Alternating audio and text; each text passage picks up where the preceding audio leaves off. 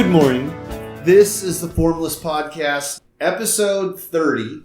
It's been a long time getting here. Should have happened probably a week or so ago, but Tyler and I both had some obstacles or roadblocks or problems, whatever you want to call it. I'll let you go first with your fun story. Yeah, so 2 weeks ago yesterday, so it was 2 weeks ago, I was out hunting with some friends the last day of a zone for hunting in our area, deer hunting. And I was out walking and I slipped and fell and while walking and did a spiral fracture on my fibula in my left leg. So the smaller bone in my left leg, I got a spiral fracture on. And so it was not fun. You know, I slipped and fell and then my friend helped me up and I hobbled. It had to have been about a quarter mile back to the cabin from where I was. We were on our way back to the hunting cabin and that's where I slipped and fell. And so I hobbled back and I got x-rays done on my leg and saw that I had a nasty spiral fracture on my fibula. So that's been a big thing for the last 2 weeks adjusting my life around a broken leg. Well, but back up a little bit, because when I saw you 2 Mondays ago, when you hobbled into class, this is how dedicated Tyler is. and one of the reasons why I call him this superhuman, he's come sick, he's come hurt, sprained ankles, whatever, and he'll come and sit and watch and like take notes on everybody. And it's kind of fascinating, honestly. But so a couple Mondays ago, or was it Monday or Tuesday? We were doing class, one of those, and you come hobbling in. And he's like, I sprained my ankle. I'm here though. I'm going to take some notes and just watch you guys and figure out how to get better. And we do class. Class is fine. Tyler's over there taking notes. And after class, a couple people go up and talk to him. And he takes his shoe off and his sock and shows everybody. And this foot, like, it looked like somebody blew up his foot with like an air hose, like a balloon. It was swollen so bad. And so black and blue, so bruised. Everybody's like, did you go to the doctor yet? No, I gotta go. It was on my, what I ended up doing is I broke it on the Saturday, like into evening, like late afternoon, early evening. And then I didn't make it in to the doctors until Wednesday because I just frankly thought I sprained my ankle. Like I could still walk on it.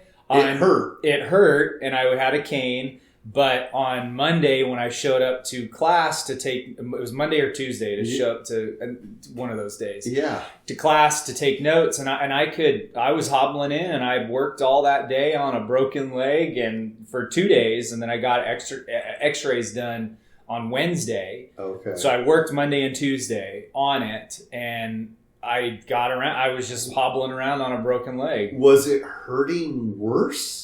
Like as it got on, or was it like starting to feel better? Like it really, my leg didn't feel bad. Like wasn't super painful until like 5 or 6 days after I broke it. Okay. So like the first day and a half after I broke it, I was in pain. It hurt. It was aching. But then like for like a couple days after I broke it, it started feeling like it was still hurt bad, but I was like, oh, this is just a sprain. And then it was like day 5. And that was coincidentally the day I was like, well, I don't have work today. I'm going to get x-rays done. And I went in and it really started hurting like 5-6 days after I broke it. Yeah. Like that was when it was real painful. So the couple days right after I broke it, I was just like, oh, it hurts, but it's a sprained ankle. And nope, I was walking around on a spiral fracture. So, and it wasn't due to me not wanting to go to the doctor. It was just like, I just thought it was a combination of just thinking I sprained my ankle because I'd sprained my other ankle, one or two times. Yeah. And it swelled up the same way, had the same markings. So I was like, oh no, it's fine. And if something was broken, I would be, in a lot more pain. Yeah. But So it turned out to be broken. The doctor, I went into the doctor's and he did the x-rays and then they came out. He came in to talk to me after the x-rays were done and I was like, yeah, I just wanted to come in and see you guys and get x-rays done, make sure nothing's broken. And the doctor looks at me he kind of looks at me and then looks at the ground and he goes, well, scratches his head a little bit and says, well, unfortunately for you, you did break your leg. So you had no clue. No clue. And I was like, what? And he's like, yeah, you're going to be out for 6 to 8 weeks. And so that's how long it takes to heal. And so, I was like, well, how long am I going to be out for martial arts? And I was like, I do a lot of martial arts. And he's like, oh, at least 6 to 8 weeks. And then you're going to have to ease your way back into it. Dang. So, yeah. But the nice thing is, and I'd heard this before, but the nice thing is that they say that when the doctor was telling me the part on your bone where you break it, mm-hmm. when it heals back, that section is actually stronger than what it was. Yeah, it's like a weld. It's like a weld, and it's like way stronger. So even though that part broke, I guess it'll heal back and be more stronger. Yeah. It'll be more solid than it was before. So I don't know. There's probably some lesson to be learned in there. I've never really heard of a spiral fracture. My neighbor Quinn, who actually was a guest on our show a while back, his brother did a spiral fracture on his leg skateboarding. Ooh. And he, like you, didn't realize he had broke his bone until a few days later where hey, this really hurts and it's not feeling better and maybe I should go to the doctor. And the explanation I heard was that because it's not a clean break, the bone is still together. It's just the fracture is spiraled around the bone, but the bone is still connected. Whereas you break it in the way I think about it, you break it, it's like breaking a stick in half, and you have two separate pieces that are floating around, and that's what's causing all the pain. But this way, it's the bone is broken, but it's not completely severed. So you can still put a little bit of weight on it in some places probably, but if you articulate your foot, you might put more stress on it, and then it's painful or whatever. But it's like a piece of wood that you grab at both ends and twist, and yes, and it cracks. It cracks, way. But it's a spiral crack, but it's still there attached. Yeah. But anyway, I had never heard of the spiral fracture until that, and then you came in and was like, spiral fractured my foot. But so it has been.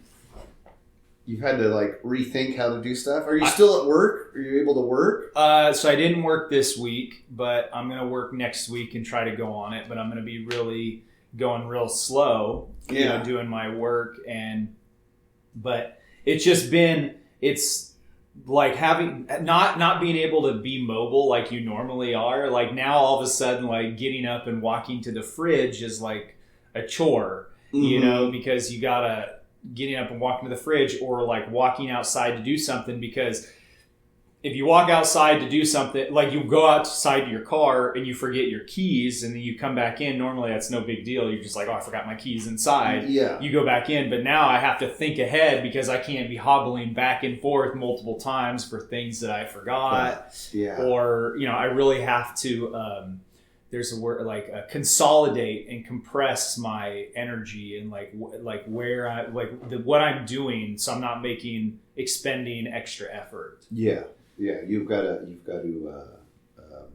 kind of plan ahead. Eliminate the unnecessary, and just the worst thing is walk in to go do something and then forgetting something that I was gonna go, and then I have to walk, turn around and go all the way go back and get something. So it's because I'm rehabbing this house that I'm in charge of right now that I'm going to be trying to sell, which is another story. But when I walk from one room, into one room and I'm like painting, and then I need to caulk something. I'm like, oh man, the caulk's in the other room where I just was. Now I gotta hobble back. Yeah, it's an obstacle, but having a broken leg is an obstacle, but it's finding those ways around. Yeah, you gotta use your brain more. I gotta use my brain more. So it'll be interesting to get, because I haven't done karate now for 2 weeks, at least 2 weeks, if not 2.5, 3. Yeah. And so like getting back into it will be I'll have to ease my way back into it and really get that, make sure everything's healed up. Make sure everything's healed and just ease my way into training again. So yeah. It's definitely been a temporary life-changing event. Yeah, for sure. I've had enough of those this week. With your van. So yeah. So van started making noise last 2 weeks. It'd been making a little bit of noise for a while, and it was getting progressively worse. The Dream Crusher, yeah. And I couldn't figure out for the life of me what it was. And I don't know if it's like a sense of pride or a sense of I don't need help, or, I don't know. But I'm like, I want to figure out why it's doing what it's doing. And so I'm listening to it, and I thought it was... First, I thought it was the air compressor for the air conditioner, and then I thought it was a pulley on like the alternator or something. I thought it was all of this stuff. There's a whole bunch of junk that goes on a modern, semi-modern automobile. I couldn't figure it out. I spent a little money to buy some parts and put it on, and struggled with that, and it still didn't fix anything. It just was still making noise. It eats away at you. It eats away at you, yeah. You're eating dinner, and you're like, why isn't this thing I'm thinking about that. I'm teaching class. I'm thinking about the college, all of this stuff. And I'm bringing it to my dad. Hey, what do you think this is? What do you think this is? I'm talking about it at work, just about anybody, what is this thing? What's making this noise? Well, started to get progressively louder. Now, had I had thought and sat down and thought about things for a little bit, maybe made a phone call or two to my brother. My brother and his family have the same make and model car that we do. He took a trip about 3 years ago. It was before COVID. More like 4 or 5 years ago. He took a trip, and his van started making a very similar noise. Well, he's smarter than I am. He went to the shop.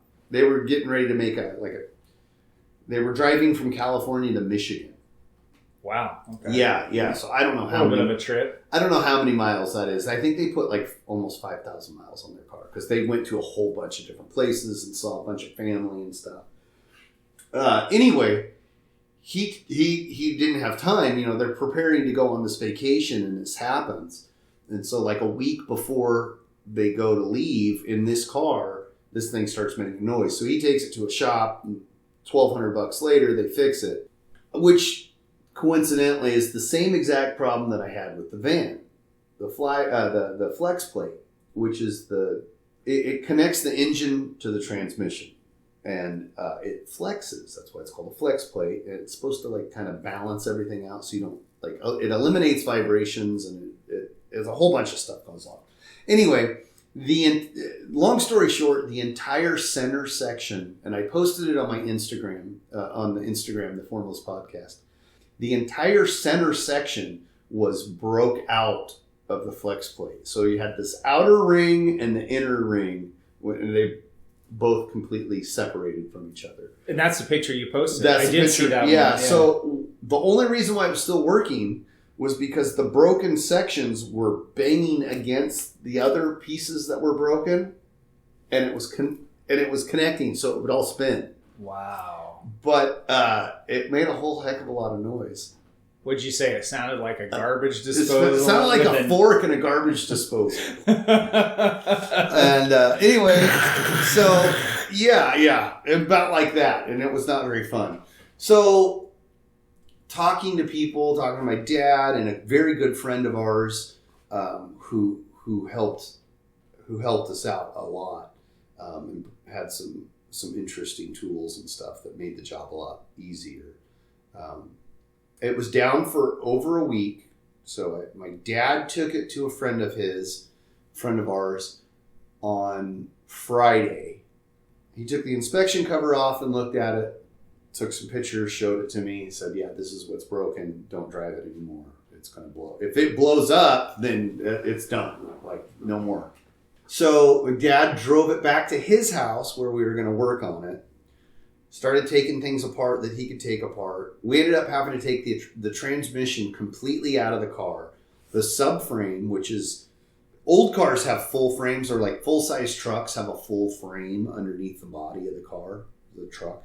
Modern cars, you have like the car, which is called a unibody, and it's like the body of the car and the frame of the car are one piece.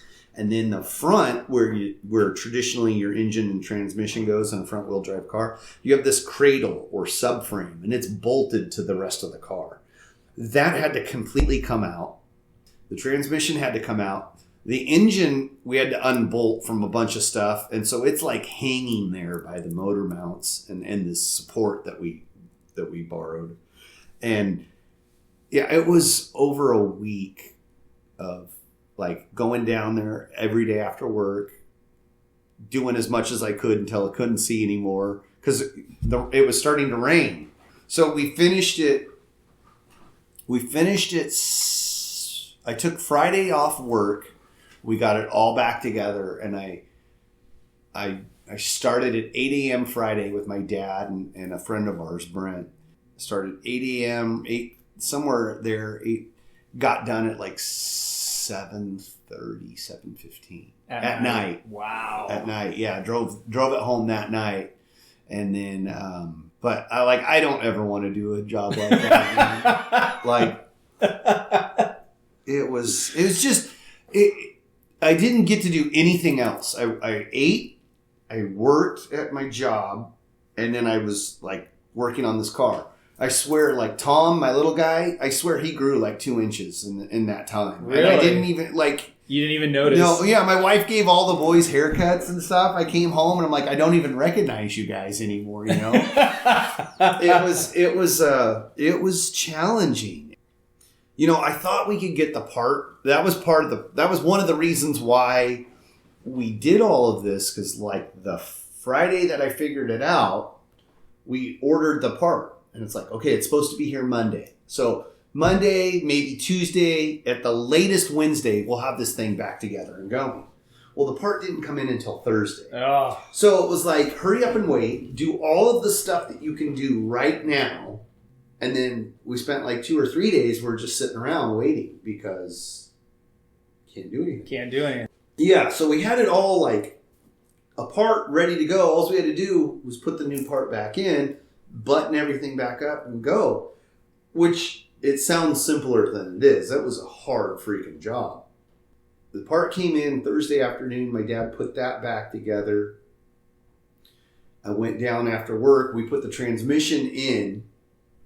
And then it was dark. So it was like, okay, forget it. We're done for the night. Come back tomorrow morning and that was Friday. So we buttoned everything back up on Friday. Huh. And, there's still some things that I got to look at and tinker with, but I don't want to crawl under the car for a while. You walked through that door of crawling under the car. Well, it was, you fixed it. Yeah, but it was like, okay, have you ever jumped off a high dive? When I was like a diving kid, board? Yeah. Once you jump, like you can be scared all the way till you get to the end of the board, but once you jump, you can't turn back. Like you can't take that. You've gone off the diving board. It's happening, right? Once we started to take this apart, we couldn't really put it back together again. It's broken. It's like, how are you it's like it's like breaking a glass and then trying to drink from that broken glass. How are you going to do that? It's never going to go back. That part was never going to go back the way you wanted it to. You could probably weld it and hope that it didn't break somewhere else. But you may have to take it all apart again, right? And I didn't really have $1,200 or more to spend. We're coming into Thanksgiving and Christmas, and I got 2 kids' birthdays all in all in there. So I was like, I don't know what I'm going to do if I have to take it to a shop. I guess I'll get another credit card, something like that. Something I don't want to do. And talking to my dad and our friend Brent, he was like, yeah, we can do it. I mean, it's not going to be fun, but we can figure it out. And if we can get the part here on Monday, we'll be up and running in 2 or 3 days. No big deal. And then it was just like, oh yeah, the part didn't come Monday. Maybe Tuesday. And then Tuesday turned into Wednesday and then Thursday, So if I had to do it all over again, I don't know if I would. I don't know. I mean, in the situation where we're at right now, we'd probably have to try and fix it again. But it was like once I already dove. We already dove in, so now I just got to wait till I hit the water, Yeah. And there was no turning back at a certain point. And then, you start getting discouraged because there's 3 people taking things off and like, hey, do this, do that. And when we're all done, you have like buckets of bolts. We have like containers of bolts and all of these parts like scattered all over the place. I was like, okay, what's that go to? Well, I don't know. I didn't take it off. well, who took it off? Crap. I think you did. No, maybe, so it's all of that stuff. And it was a good time. I mean, we were laughing and stuff and everybody had a good attitude, but it was hard freaking work. And steel is heavy, like the subframe of that car is probably 300-400 pounds. The transmission's 300 pounds easy, and it's not stuff that you can just like, hey, hold this in place while I start this bolt. Yeah. It's like, no, we're going to put it on this rickety jack and balance it. And if it shifts and falls, you better move quick because it might smash your arm, that kind of thing. That type of... Yeah. So it was cool. I learned that you don't always get what you want and that you need to be patient. And that like, I did learn a trick. The next time you have to take apart something with a bunch of little fasteners, bolts, screws, whatever, take a piece of cardboard, write the part that you're taking apart down, and then shove all of those fasteners into the cardboard. I think I had seen a meme on social media that showed that, and I was like, that's a really good idea. Or if you can, the part that comes off, put all the bolts back into that part. Yeah. And just let it. The problem with that is you need a lot of room. You need, in places that it's not going to be disturbed, right? Because those things don't typically hold there. They're just sitting in there. And if you kick it or knock it over, then you're spilling everything. It's all back to square one. You might as well just throw it in a coffee can. That's why you stab it into the cardboard. Stab it in the cardboard, and then you write down, like, this is the cross member, or this is for the transmission, or the heat shield, or the whatever. And then you kind of have a layout. And then you're not like trying to hold up different bolts and thread stuff in there where it doesn't go. But that's I actually realized that's a similar thing when I was in Afghanistan and we had to clean our heavy crew serve weapons, and I was for a while I was a 50 cal gunner. No kidding. Yeah, on my vehicle that I rode in that I was assigned to.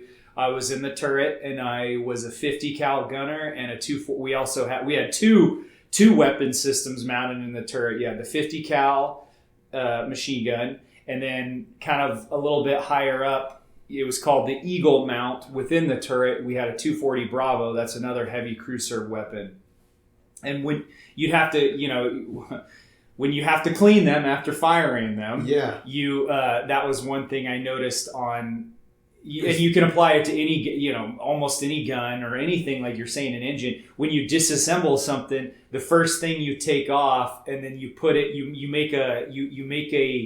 the first thing you put off, you put in a line, and then you build everything out to the left, or right, whatever, which way, and you just make a line like, oh, this was the first thing off. The next because the first thing is going to be the last thing that you put back on. Yeah, exactly. So you would build out to the right or whatever works for you, but then you just make a line and then you disassemble everything, lay it all out, and then you start at the opposite line and you reassemble everything that way. And so that's a similar thing to what you're saying, because then it's the order. Is it common you have to clean your weapons like every time you use them? Well, you're supposed to. You're supposed to. You go to the range and you fire, and then you go straight back to your barracks or your hooch, and you gotta clean weapons because they gotta be ready to go for the next time. Yeah, you definitely want them to work the way they're intended to. Especially in a combat zone. Yeah. We're not out hunting in the woods. Where it's okay if your gun jams and you don't get to shoot the buck. It would stink, but. Yeah, it's combat not a life or death situation. Now, they have 2 guns mounted on the turret. I'm trying to picture this. So you just have to see a picture of it, but the way we were set up, we were heavily armed. And so you have in a turret, I have pictures of it, but in a turret you got right in front of you, you have your main crew serve weapon with the 50 cal, or it could be the Mark 19 fully automatic grenade launcher. Those were pretty cool. So you got we either had 50 cals or the fully automatic grenade launchers mounted in front of you. But within the turret, kind of higher up and to our right, was a smaller, it's still a heavy crew serve weapon is something that's meant to be operated by a crew, like multiple people. So they're called crew serve weapons, like a 50 cal. Geez Louise, it takes one person just to carry the actual machine gun, let alone the barrel and the ammo, the ammo. So it takes a crew to operate this, usually not to pull the trigger or press the button to fire, but to move these things in the ammo. And so so you had the 50 cal or the Mark 19 in front of you, but in the turret higher up, they welded a just kind of Jimmy rigged in a good way, in a safe, good way. Another mount that's up higher above you, kind of like up and to the right, and they mounted a smaller crew served weapon, which is called a 240 Bravo. And so it's a lot smaller than a 50 cal, but it's still considered a crew served. Still a heavy machine gun. Still a heavy machine gun. And it was up high, so in case your main crew served weapon jammed or wasn't working in the middle of combat, you have jump to this other gun. You have a second one up top that's already mounted, ready to go. And trust me, I used it a couple times. Now, were you more exposed because it's higher up? It's higher up. So what it is because it's mounted at the top of the turret on an eagle mount. I don't know why they called it an eagle mount, but it was just mounted up there. That's probably what the mount was called. But so you'd have to reach up. And it's kind of hard to describe just audio-wise, but you'd have to reach up with your right hand, because it was on the right side. Most people are right-handed. Mm-hmm. And you would just have to shoot kind of... blind? Not to where you couldn't see, but you would just have to shoot... You would have to reach up, grab it, and pull the trigger, but you're still down low. So you're not behind the weapon. So you're just reaching up with your arm and operating the gun. Yeah, your head is not on the stock behind that one, because if you got up that high to put your head behind the stock, you're exposed outside of the turret. So you just reach up and just kind of like... That was kind of like a spray and pray? It was exactly a spray and pray. And the first time I had to use that, man, in a firefight where I fired that thing, I think I shot the dirt in front of the ground, because the way it just went, and I was like, whoa, gotta readjust and like walk it in. And so you're shooting this heavy machine gun where your hands up high and your whole arms like, like, oh wow, yeah. So so anyway, see, we had a primary one and a backup one, and my primary one went down a couple times, so like it jammed or something happened, ran out. It had a bad batch of ammo. I know it sounds weird, but sometimes you'll just get a bad batch of ammo where the links, because a lot of crew serve weapons are belt fed, so the ammo have links on them to link them together, kind of like you see Rambo. Has that ammo belt. It's ammo. It's links of ammo. So sometimes you just get a bad batch of ammo that just your weapon will keep jamming, and you'll be like, "What? This looks fine. It should work," and then you'll swap out for another batch of ammo, and it'll work perfectly. It doesn't make sense to me, but I experienced it firsthand where somebody's like, "Nope, must be a bad batch of ammo. Throw those 100 rounds out and start with a new one." And so somebody else is fixing that while you're up shooting. Yeah, at that point it was just like, look, just throw that ammo out, put it in the bad batch pile. We'll get rid of it and we'll blow it up later or something. Or we're at the range and you'll just shoot it all out, but you'll keep having jams just to expend it, you know. But anyways, that never made sense to me, but I experienced it where just sometimes you'll get a bad batch of ammo. And it looks good, but for some reason it just don't function in that weapon. And no matter how hard you want to make it work. No matter how much lube you put in or how much, So, sorry, I'm going off on a tangent. I'm fascinated by that. So, you're shooting the 50 cal. It jams up. It keeps jamming. People are shooting back at you. Yep. And you're like having a whole conversation with another crew member. Like, hey, this thing's got bad ammo, or you just jump up and like go, hey, fix this while I shoot. Yeah, it's like, because the vehicles we had Bose headphones that were hooked throughout the whole vehicle. So you had Bose headphones and a Bose mic to your mouth. Oh, so you can have full-on conversation. You could have full-on conversations with the person in the driver, the other person in the front seat, the people in the back, and they could talk to the person in the turret. So it was a real high-tech system. And plus the Bose headphones, top quality, top of the line, they muffle the sound of noise cancel. The machine gun fire. So, wow. Yeah, it was a good time. Technology has changed in the last. Wait a minute! Did you just say that was a good time? I always say it. I had a good time in the military, and especially, in all seriousness, when you go to a combat zone, there's other things to talk about, but I just try to, me personally, I'm just like, it was a good time. Like I had it's just a way of lighthearted, making it lighthearted. You make the best of the situation. Yeah. So, you have to, but and a lot of people would just, everyone had a different experience and how they describe it. And so that was me, I could describe it in the way that's, maybe more of a darker way of describing it, but I try to keep it light and be like, it was a good time. There were good times, bad times, just like everything else. Like everything else. Attitude is important. So anyways, we got on that because the engine on your van. Yeah.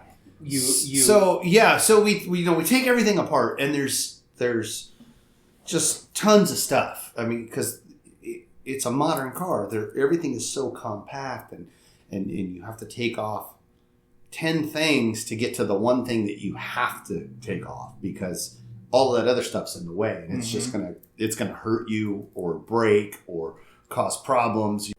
So with your van, that was like what you said you had to do is you jumped off the diving board and just went right into this project on this van, and you. Yeah. And you're working on it, and you're like, well, now I'm committed. Now I've got this thing tore all apart. Yeah, because once you start taking everything apart, it's gonna, for you to like pull back and go, oh no, now I need to take, I'm in over my head. I got to give it to a mechanic or something. Well, now you got to tow it. You got all these parts and pieces, and the job is not a normal job now. Now that job becomes, this guy's got to undo all of your stuff and figure out what you were doing, plus fix the problem. Yeah. So you just added to the cost of the thing.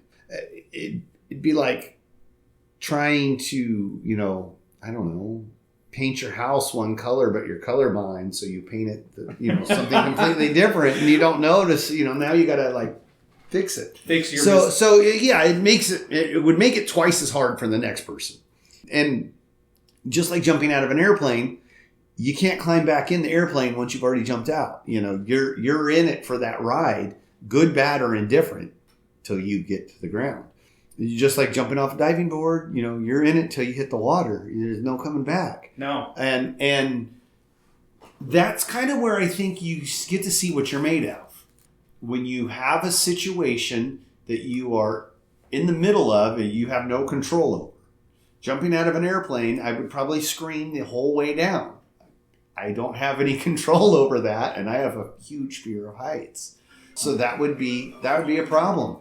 Once you make that choice to do that, you're committed. You're committed. There's no turning back, You're committed. I mean, I suppose I could have tried to put everything back together, but then you're dealing with the fact that, like, okay, you just did all of this work, took time off work, you did all of this hard, dirty work, and you're no better off than where you started. It was all for nothing. It was all for nothing. That was not an option. That was not it was like, I'm not going to let this thing beat me. Somebody put it together at one time.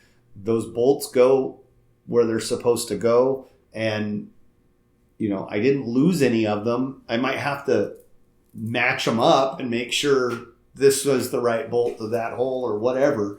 But eventually it was going to go back together by hook or by crook, So did you ever go to you went to fairs like growing up where they had the rides?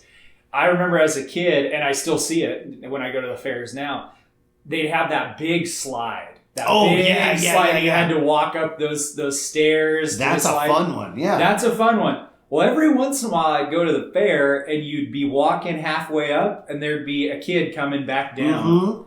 And it would be like, you'd be like, well, what's like, you don't want to, and you'd kind of stop real quick and be like, what, you don't want to go? And the kid would be like, no. Too scared. Yeah. Too scared. And I'm just like, man, to walk all the way up to get there, it's almost like getting down is the easy part now. Like, it's almost like, once you can get over the fact that you're afraid of it. And those kids would walk all the way back down. And I remember even as a kid being like, man, that stinks for them. Like, they walked all the way up there and now they got to walk all the way down. And it's, they get all the way to the top, and it's almost like when you're at the top on those things, it's the jumping is the easy part, because then you're committed. Yeah.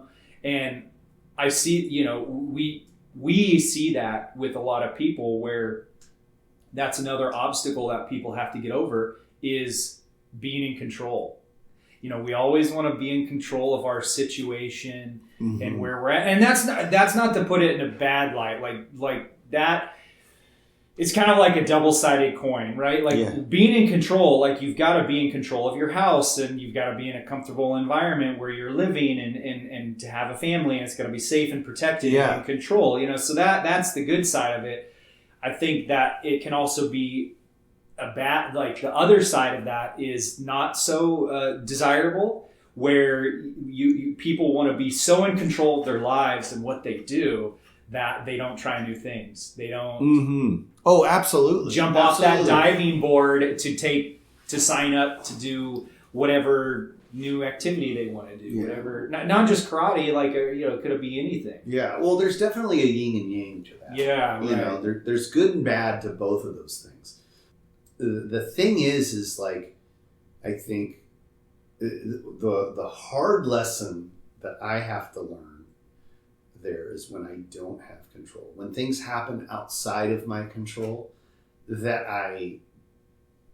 that's one of the things that really taught me a lesson this week, was I had no control over the fact that the van broke. No. It's breaking. There's no ifs, ands, or buts. Its days are numbered if we continue to operate this way.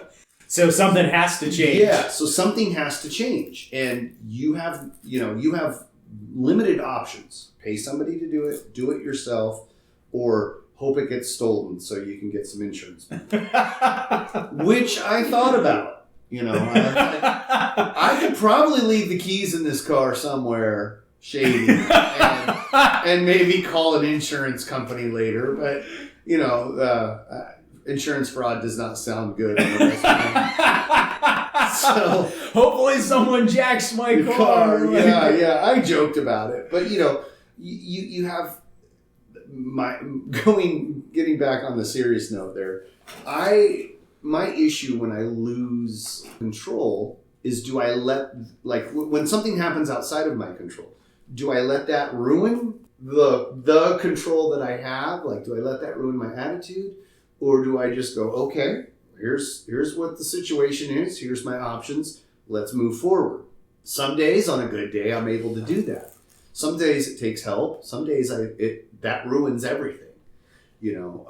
This morning, for instance, the time change happened, which is a whole nother thing that I could get off on.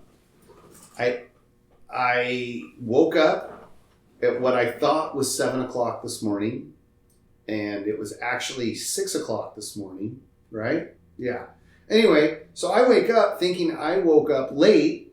So I make this mad dash run to get all ready to go, to get here to record the podcast at 9. Tell my wife, see ya, be back soon, blah, blah, blah. Get down here, sit down in the chair. I'm going, where's Tyler? He's late. It's 9 o'clock. And then I look at my phone and it's 8:15.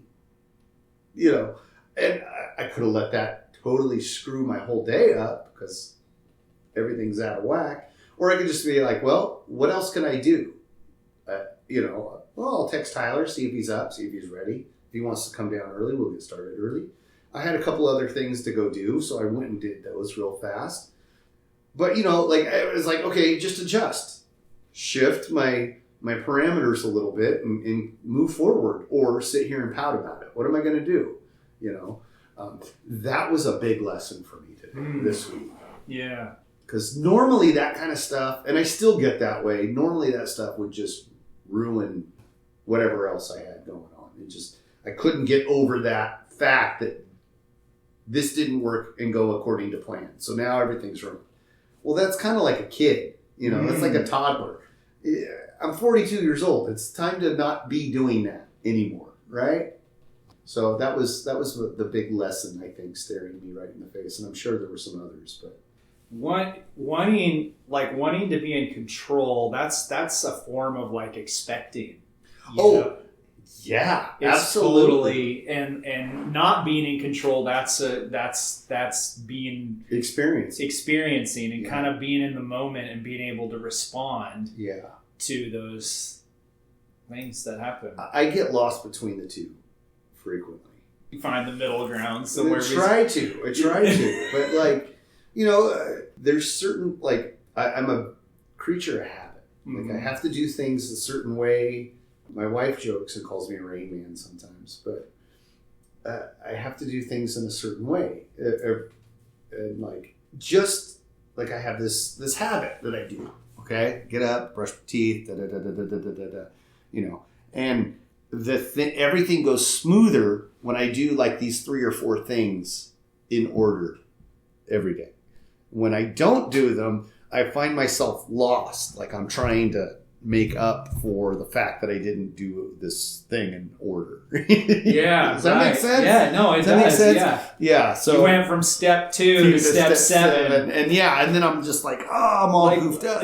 Because I didn't walk step 3, 4, 5, and 6. Yeah.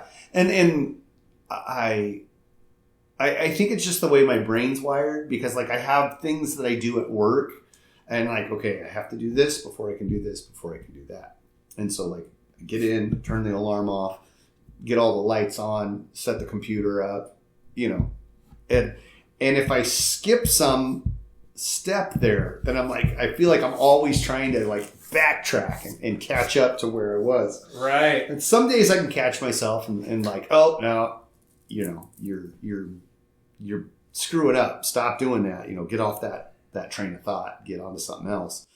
Other days, if I don't catch it early, and then I find myself just spiraling out of control, and just my whole day will be ruined if I let it go. That's it. Yeah. I know.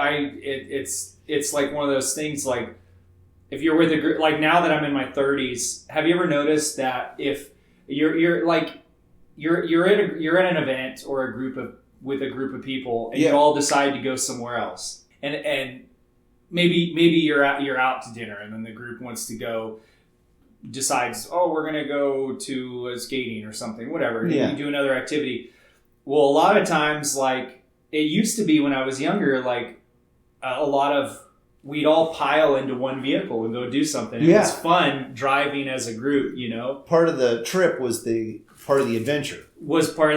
Yeah. But I noticed as I've gotten older, like everyone, if we want to go do something, like if we're at dinner and we want to go do something else, everyone's like, oh, well, let's just all meet there. We'll take our own cars. Like no one wants to jump in someone else's car anymore. And I've noticed that. And me, I'm just like, if somebody offers a ride, I'm like, yeah, that's an opportunity for me to not be in control, to let someone else drive. I don't have my own vehicle, so I have to rely on them, you know, to bring me back to where my car is.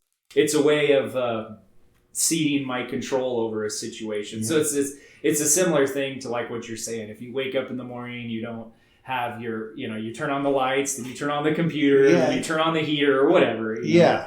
Same type of... Very, very much so. I look for opportunities daily to relinquish my control, you know. I mean, especially being with this broken leg. Yeah. My control, I don't have any control. Like, I had to rely on other people to fix my food, you know, because getting up and fixing dinner was an issue, you know. Hard standing. For a period of time. For a period of time. Or just being driven around because I drive a manual car. My left foot is broken, so it's a little hard to work the clutch. It is a little hard to work the clutch. So I had to rely on people to drive me around places, and I've adapted to it a lot more than what I thought I would. Yeah. Being out of control and having to be driven places, or having to let other people do things for me that I would normally be like, no, I can get up under the kitchen cabinet and fix that. Yeah. Now it's like, no, I got to trust someone else and let them do it. Yeah. So that's I think a very important, jumping off the diving board. Yeah. And then relinquishing control. Those are two interesting things that I've definitely been going through. So, hopefully that speaks to people. For sure. I hope so. How's it been? Have you had to readjust your focus? Because I know if I was all of a sudden broke my leg and I couldn't, I haven't been to class in a week, and I'm having anxiety dreams again. I'm bummed out that I don't get to come to class. You know, I want to get back. You know, but I had to take care of this other stuff, so I'm not bitter or pissed off about it. it's crap. You know, I want to get back in there. Have you had that? Yeah, I've had that. Now, being out of class now for 2.5 weeks, to where I'm I'm hungry. I need to get back out there. And I know my skills will have diminished because, martial arts is a perishable skill. If you don't use it, unfortunately, you lose it. Maybe not overnight, but it slowly, your skills will diminish, So, but it's really, it's taken away your, one of your most basic things, which is just walking around. Mm-hmm. Now, all of a sudden, the most basic thing that we take for granted, walking around, is now a chore. Yeah. And so it's really caused me to take a step back and just really, I'm like, man, I can't wait to just walk again normally. You appreciate walking. That. Just something as basic as walking. But I noticed my not being able to walk and not being limited in my mobility has caused me, like we were talking about, me showing up and watching class. Mm-hmm. Now all of a sudden, it seems like my attention to detail has been magnified a little bit more because I don't have the ability to walk right now, or walk properly right now because I'm in a walking boot. But noticing just being able, my attention to detail has just it kind of exploded. Like I was saying the other night, I noticed when I was watching, you were sparring, and you were a lot more mobile, and your hands were moving a lot more, and that you were keeping them up to protect your face, but there was always something going on, like, oh, where's the hit come from? And you were just circling, and I was like, I probably wouldn't have noticed that as well if I was out there, because I'm doing my own thing. But now it's like in my mind, I'm like, oh, I can't walk, I can't do that. Now I can totally shift my like I'm not focused on me. Like, what am I doing? Am I keeping my hands up? Am I circling? Now it's like I'm totally removed from the situation and able to look at it from a different perspective. And just see sweet. Like, oh, this person likes to hit with this hand a little bit more. Oh, and you just start seeing trends and patterns. Yeah. So that's admirable of you, I think, because I don't know that I would be able to. I don't know. I haven't broken my leg, so thankfully, first timer. But I guess I would probably come down, just because I'm like, well, if I can't train, at least maybe I can watch or help people out or do something. Fighting the boredom would be a big thing for me, I think. Fighting the boredom, yeah, and overcoming, just overcoming your situation. And I know it's not permanent, It's thankfully it's not, and so it's already on the mend, and I'm doing a lot better. So, anyways, it's just when those things happen, you find this was like the diving board that I was pushed off of. Like I was like, you slipped and fell. People do that every day. But slipped and fell and broke my leg. Now you have to have been this forced perspective shift. Like, okay, I can't do all of this stuff that I want to do. So how can I still participate and still have a good attitude about it and still do something? Mm-hmm. I think that's the big takeaway there. Do something. Do something. Do what you can. And not just sit around and be like, oh, my leg is broken. Or, oh, this. Poor me. My car's broken. Poor me. Yeah, exactly. So, I mean, I guess if it was a lot worse for me, like if I had, a debilitating disease or something, then the mind shift would be a lot different. But going into this, I know it's going to heal. And so we're getting a little long in the tooth here, but there's a guitar player, Jason Becker, who, if you don't know who he is, get on YouTube and check him out. This was like in the late 80s, early 90s. Virtuoso guitar player. His hero was like Eddie Van Halen, so like he could do all the Van Halen tricks and stuff. He got a job playing for David Lee Roth's band, who was the lead singer of Van Halen for a while before they split or whatever. He developed ALS, which is Lou Gehrig's disease, this guitar player. He's completely bedridden now. He's still alive. He's on a respirator to control his breathing. He has he can move his eyes, I think. He can't move his hands. He can't move his body. If it wasn't for the people around him that love and care for him, he would be dead. But it is the ideal lesson in perspective shift. He started to lose his voice, and his dad and him developed a way for him to communicate because they knew that he wasn't going to be able to talk. So they got this plexiglass sheet of plastic, that you could see through, and it's got letters and numbers on it. And in a grid pattern, and it's wild. Basically, by holding this up in front of him and this guy Jason moving his eyes around, he could spell out the words. And you have to communicate. So you're like, okay, you're looking at A, B, about, and then yes or no, that kind of thing. So it takes a lot longer to communicate, but this man is still able to communicate with people. He got with some computer company to develop a music program that he can control with his eyes. Like he can operate the computer with his eyes. Don't ask me how. I don't know. I just saw the video. But he's composed music. So he's still able to do the things he loves, just not in the same capacity that he was once able to do. And it's really awe-inspiring.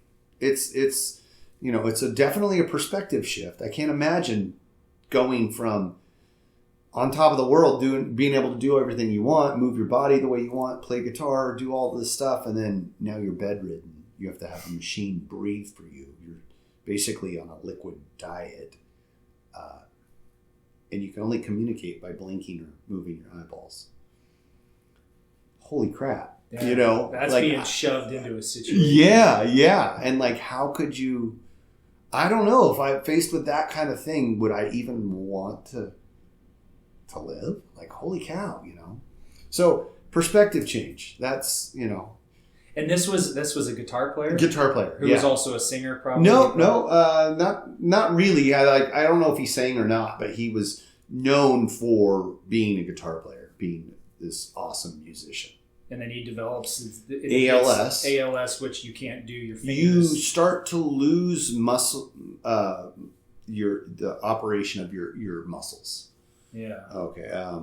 Lou Gehrig's disease is what it's nicknamed, because Lou Gehrig, the baseball player, was the first person to, I think, get this diagnosed with it. And his story is pretty powerful too. But yeah, anyway, he said he noticed he started like stumbling and like losing the feeling in his feet. And every once in a while it would just happen and he would just kind of like trip over himself. He just chalked it up to being clumsy.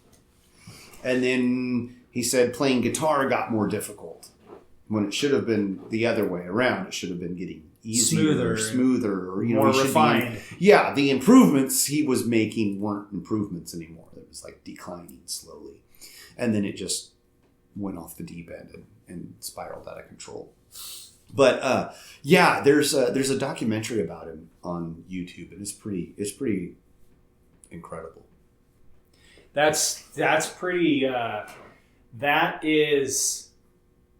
would be such a challenge to overcome. I can't imagine when you are a musician and you use your fingers to play music, and now all of a sudden that is being taken away from you. Yeah, that. You feel like an idiot when you're like, I'm complaining about my car that doesn't work. Like, who cares?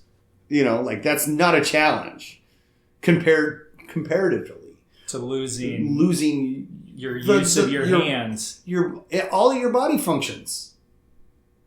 Everything. To be stripped of that is and no fault of your own. No fault of your own, and it's one thing to like, oh yeah, I did that. That was dumb.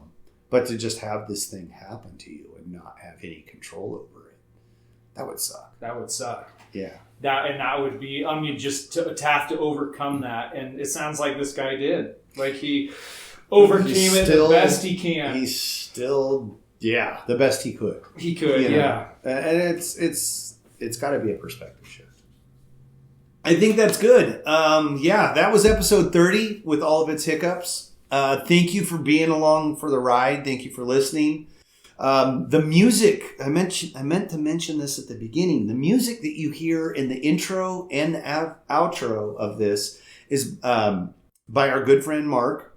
The band is called Angie, and he'll correct me if I'm wrong.